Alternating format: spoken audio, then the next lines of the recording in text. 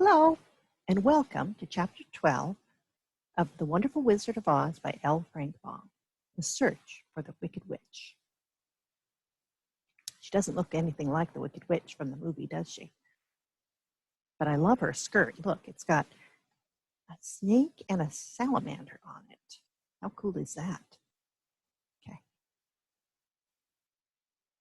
And I'm doing the pictures a little bit differently this time. I hope you don't get queasy. The soldier with the green whiskers led them through the streets of the Emerald City until they reached the room where the guardian of the gates lived.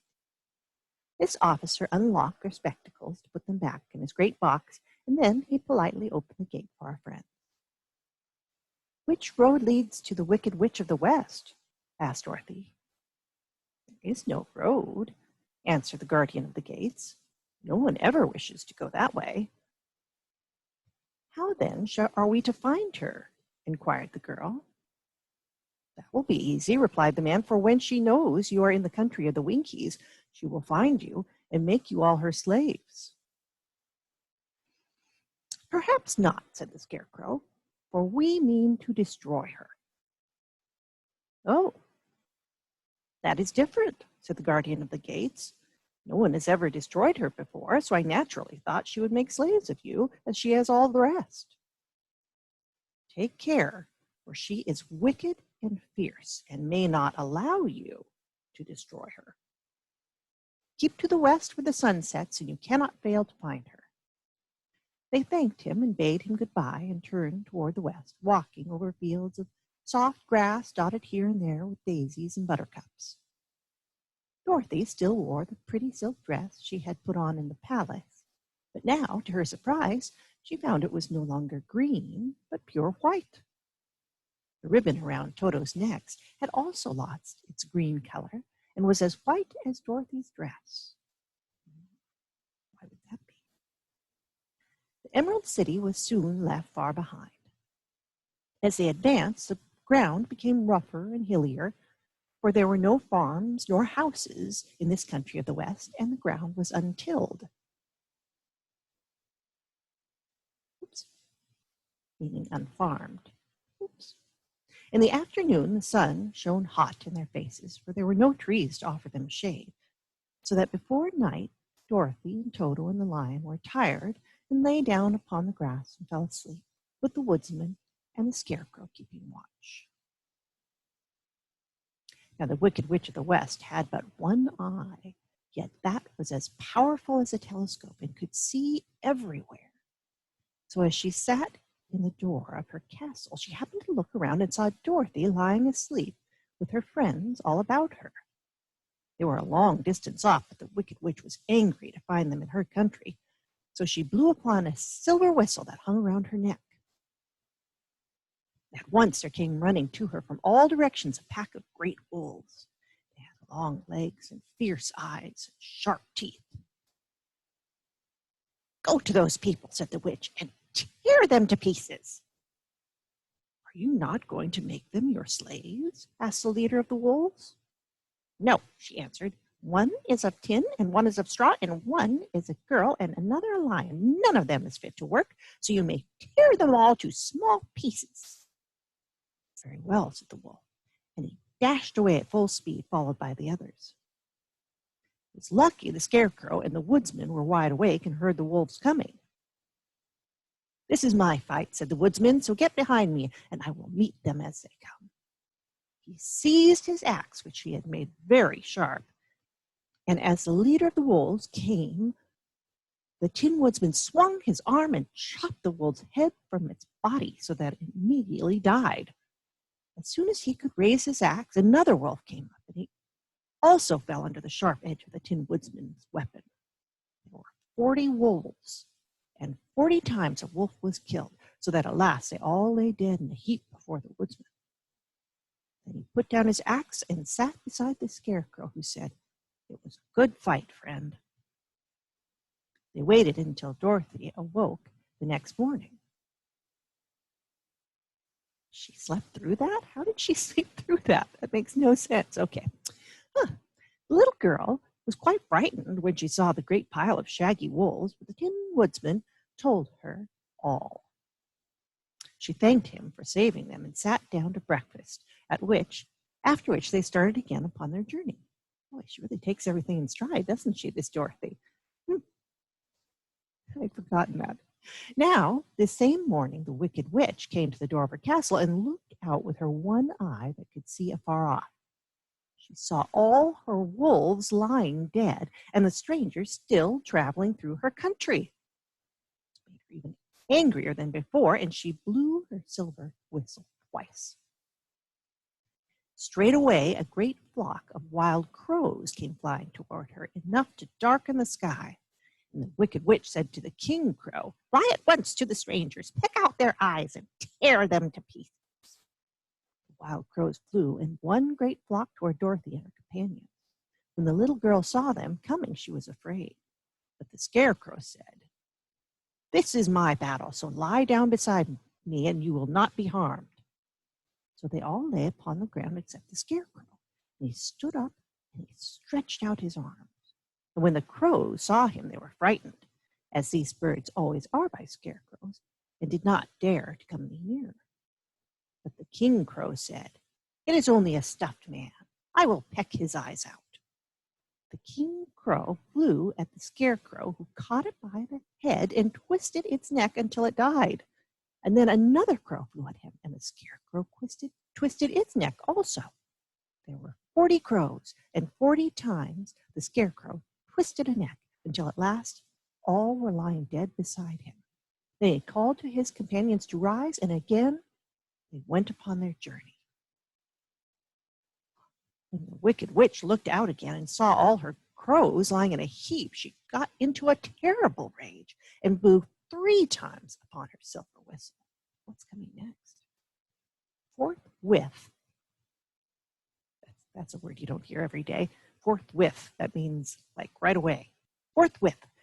There was heard a great buzzing in the air, and a swarm of black bees came flying towards her.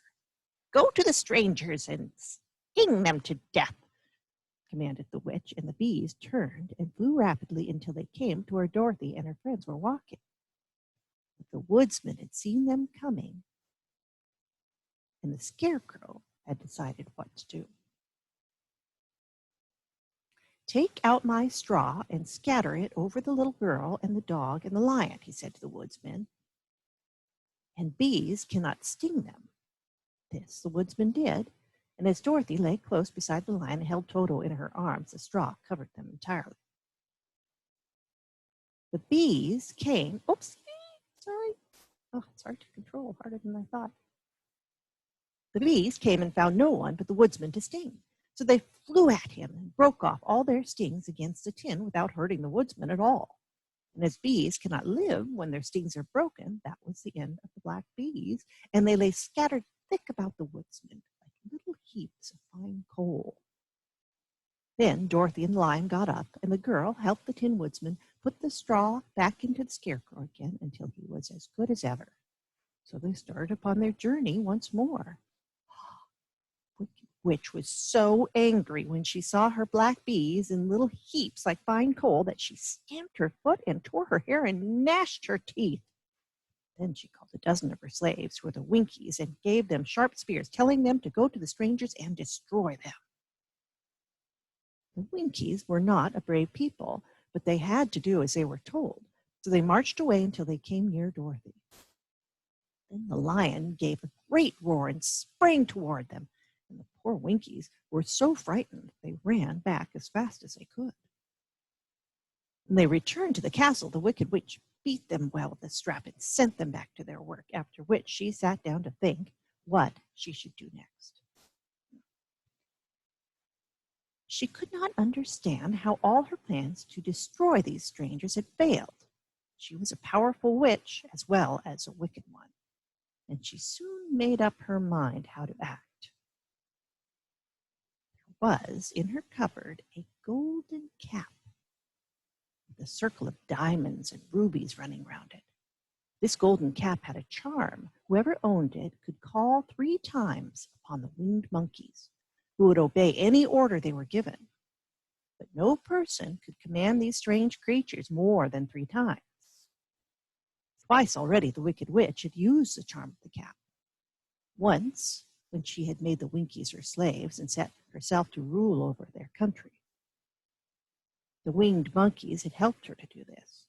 The second time was when she had fought against the great Oz himself and driven him out of the land of the West. Winged monkeys had also helped her in doing this.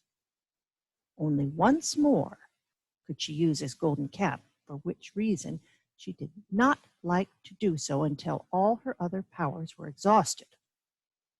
But now that her fierce wolves and her wild crows and her stinging bees were gone, and her slaves had been scared away by the cowardly lion, she saw there was only one way left to destroy Dorothy and her friends. So the Wicked Witch took the golden cap from her cupboard and placed it upon her head. Then she stood upon her left foot and said very slowly, "Eppy, peppy, cocky." Next she stood on her right foot and said, "Hilo, hollo, hello." After this she stood upon both feet and cried in a loud voice, "Zizzy, zuzzy, zick." Now the charm began to work. The sky was darkened and a low rumbling sound was heard in the air. There was a rushing of many wings, a great chattering and laughing, and the sun came out of the dark sky to show the Wicked Witch surrounded by a crowd of monkeys, each with a pair of immense and powerful wings on his shoulders.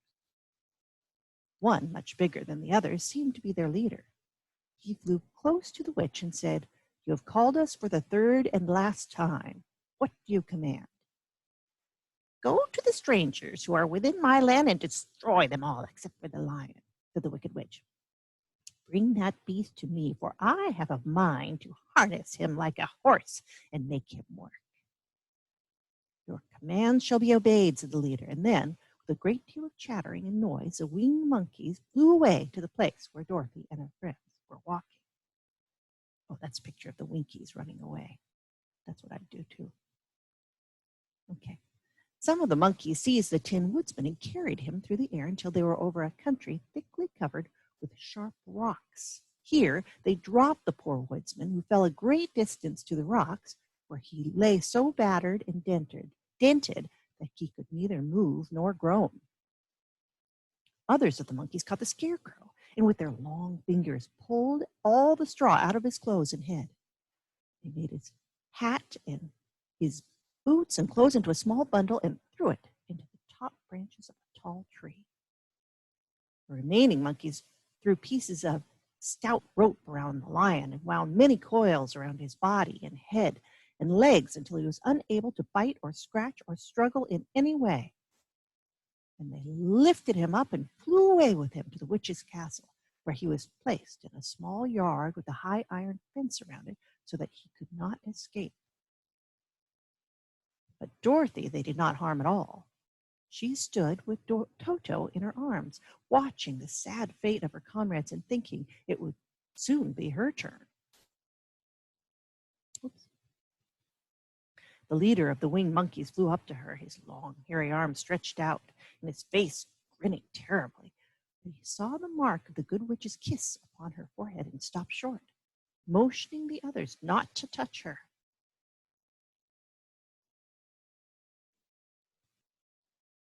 "We dare not harm this little girl," he said to them, "for she is protected by the power of good, and that is greater than the power of evil.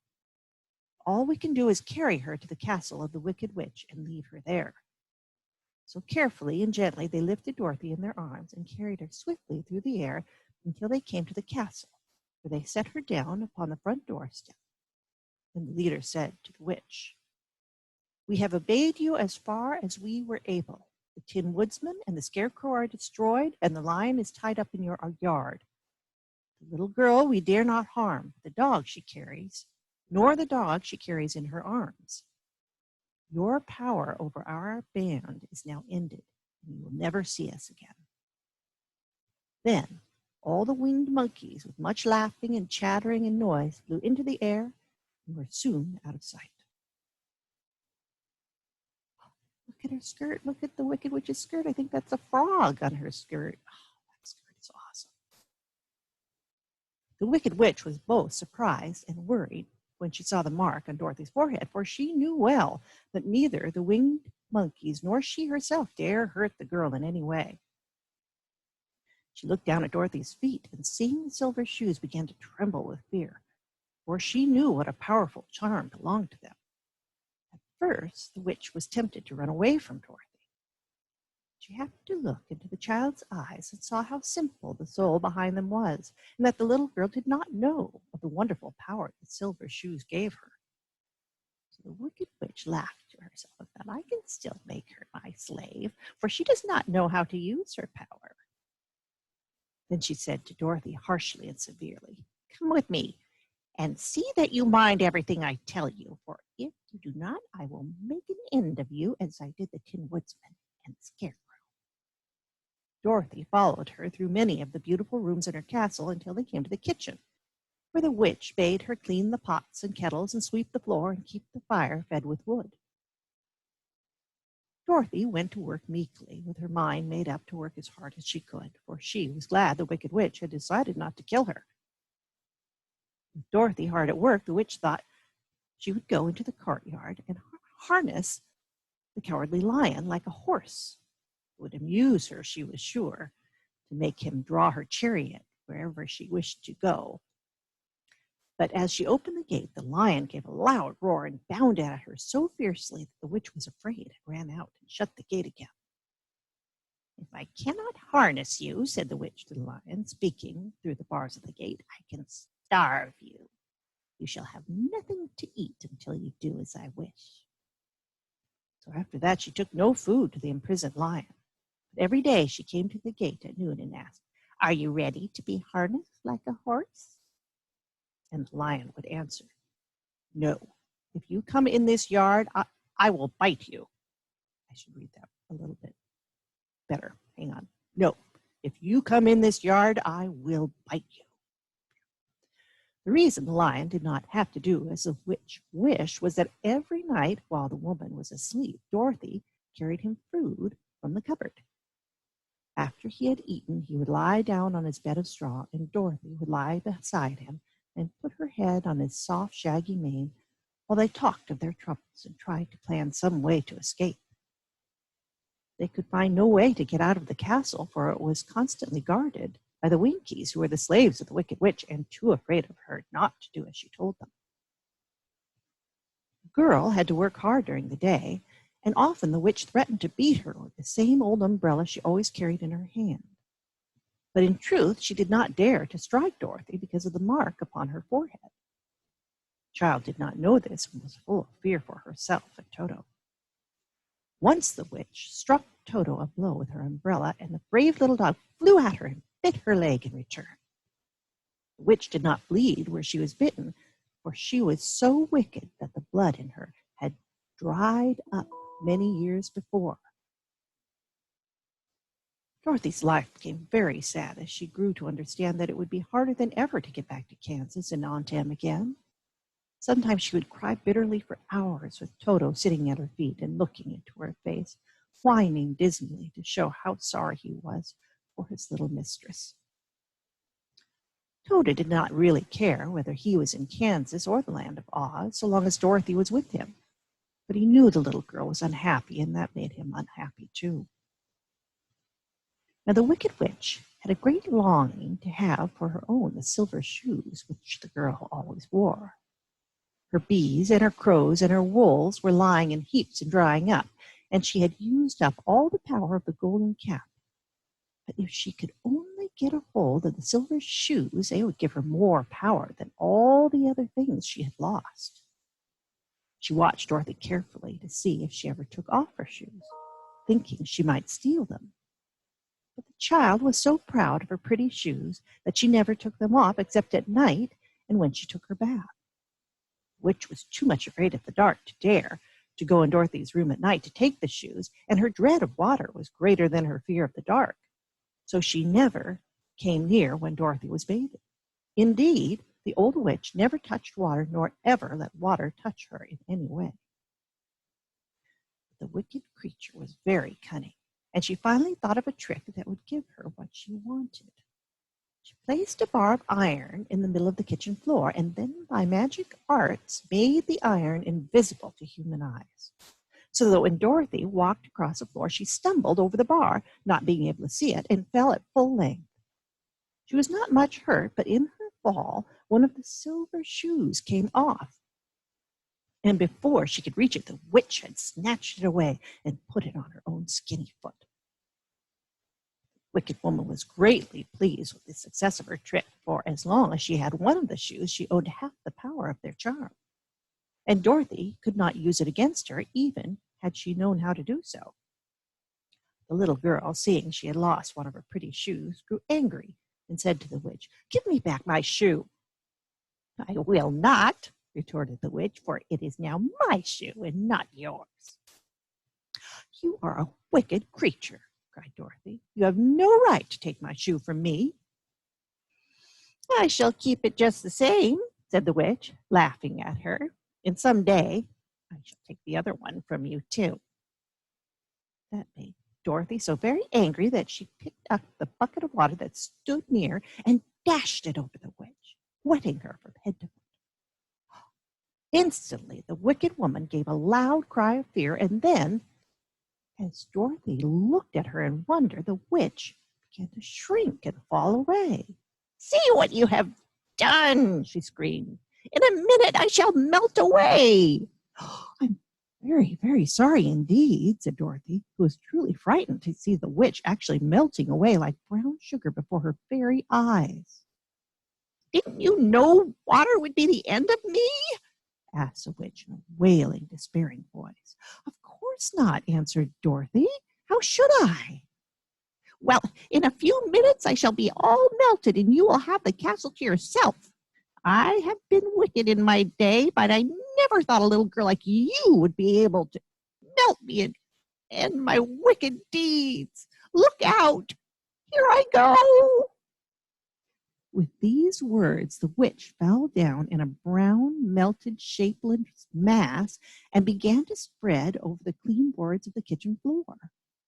Seeing that she had really melted away to nothing, Dorothy drew another bucket of water and threw it over the mess. She then swept it all out the door. After picking out the silver shoe, which was all that was left of the old woman, she cleaned and dried it with a cloth and put it on her foot again. But it was gross.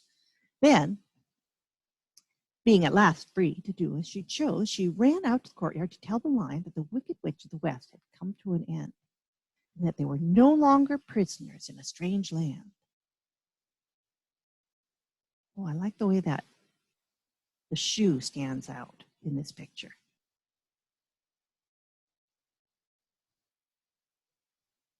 The end. Bye.